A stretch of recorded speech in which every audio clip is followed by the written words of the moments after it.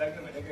မှာတက်တော့လေးရိုက်ပေးနေလို့ဟိုဒါပဲပြီးပါပြီ ဘာဖြစ်လဲဒီမှာတော့တော့ပြမပြီးသေးဘူးလေကျဲ မပြီးလို့မရဘူးကျွန်တော်လုံးလုံးပြလိမ့်မယ်ကျွန်တော်တောင်းလို့မယ်နော် ကျဲအကောင်မှမတူ အကျုံးကတမင်ကျင်းတာ ရှော့ရှက်လုပ်မယ်တော့ကြံနေတော့ကျဲအောင်ပြည့်ပြတ်သွားရင်းပြီ ဘာလို့ပြောနေလဲဗျာကိုလွတ်ပါကျွန်တော်လွတ်ပါ ဘာတွေပြောနေရလဲကြည့်ဟမ်ပြီးရော မလွတ်ပါနဲ့မလွတ်ပါနဲ့မလွတ်ပါနဲ့ကျွန်တော်မနေတဲ့လူပါ စင်စင်အဲ့ဒီမှာဘာလုပ်နေရလဲ ဟုတ်လားမဟုတ်ရဟုတ်ရတော့ဝန်ကြီးညမတက်ကြီးရလေဒီတခါတော့ဝတ်တယ်လားစားလာတယ် ရှင်တော့ကျုပ်သမီးလို့ပြောကြမလို့ကျဲတော့ကားစိတ်ပြီလား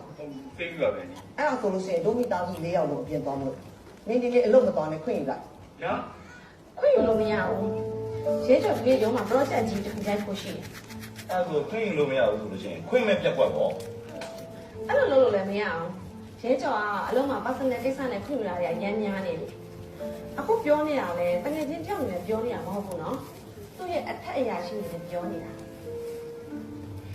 ကဲဟုတ်ပါပြီဟိုရဲတော်မင်းလုံးရှိတယ်ဆိုလဲသွားလိုက်ပေါ့ကွာကဲမင်းကနေတော့ဆုံးဆုံးလာ ဟုတ်ပြောပါဘူး အေးဟုတ် ရဲကျော်ရဲ့အဖေကလည်းတူနေနေနေတယ်ငါတော်တော်တနာနေပြီလားနေပိုင်တဲ့အိမ်မှာလည်းတက်နေကြသေးတယ်နေ့ကလည်းအခန်းစီတယောက်ကိုဆက်ဆံနေတာတော်ပြီငါတို့ကြည့်ရတော်တော်ကိုစင်မပြေဘူး အဲ့ဒီလိုလည်းမဟုတ်ပါဘူးဦးလေးတို့မိသားစုတော့သဘောကောင်းပါလေ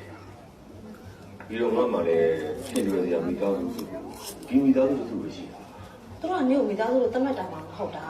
ပြီးတော့နေဦးလေးရဲ့မရေပါတားလို့သမီးလို့စင်စင်ဆွဲတယောက်တော့သူ့မပြန်တော့လား မပြေတော့ဘူးသူဒီကောက်ပြီးပြန်လာတာဒီမှာပဲနေပါတယ် ရဲကျော်ရဲ့ငါနေစာရေးလေးလိုက်တာငါသွားမယ်